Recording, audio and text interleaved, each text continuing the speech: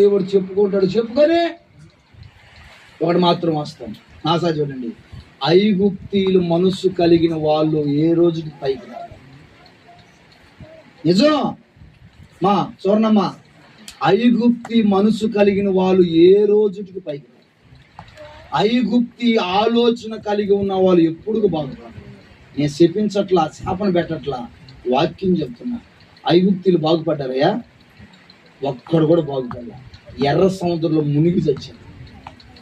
ఎర్ర సముద్రంలో మునిగి చచ్చారు. కారణం ఏంటంటే ఇశ్రాయేలీల మీదకి వాళ్ళు యుద్ధాలుగా లేచారు.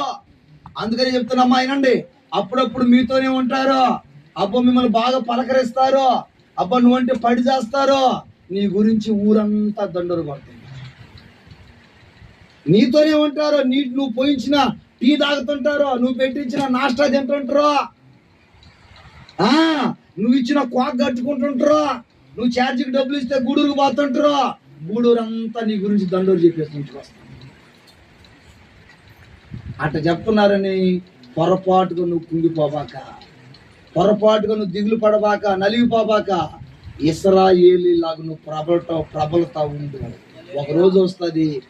ఆ రోజు ఐగుప్తుల్ని ఎర్ర సముద్రంలో ముంచిన దేవుడు నిన్ను ఎవరైతే రకరకాలుగా దూషించి నీ గురించి ఎవరైతే చెడ్డగా మాట్లాడుకుంటున్నారో అదే ఎర్ర సముద్రంలో నా తండ్రి నీ శత్రువులను ముంచును గాక. చదువు కింద మాట చదువయ్యా, 12వ వాక్యం కింద మాట చదువమ్మా. అమ్మా ఈయనమ్మా, జాగ్రత్తగా వినమ్మా. ఆ 12వ వాక్యంలో కింద మాట చదువు, జాగ్రత్తగా వినండి. కనుక వారు ఇశ్రాయేలీల ఎడల ఏం చేశారంటనా? అసహ్యపడ్డారు. ఎవరి మీద? ఇజ్రాయెల్ మీద. ఎవరు? ఐగుప్తు. నేను అప్పుడప్పుడు ఆశ్రయించుకోరా?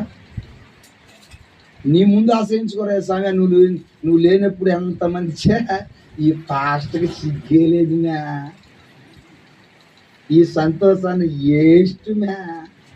ఈ ఇరిమే ఉన్నాడే కొంపలు ముంచేవాడు, ఈ ఆనోకన్ ఉన్నాడే లంకలు పెట్టేవాడు. నువ్వంటే అసహించుకునే వాళ్ళు ప్రపంచంలో ఎందరో ఉన్నారు.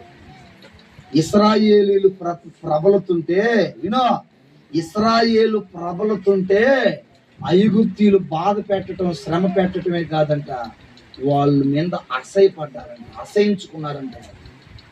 నిజం, నువ్వు ప్రబలత ఉంటే నేను ఎంతో మంది అసహించుకుంటారంట. అమ్మా అర్థమవుతుందా? నువ్వు ప్రబలుతుంటే ఎంతో మంది నిన్ను ఏం చేస్తారు? అసహించుకుంటారు. నీ బిడ్డల్ని అసహించుకుంటారు, నిన్ను అసహించుకుంటారు. కారణం ఏంది? నువ్వు ప్రబలుతుంటే వారవలేక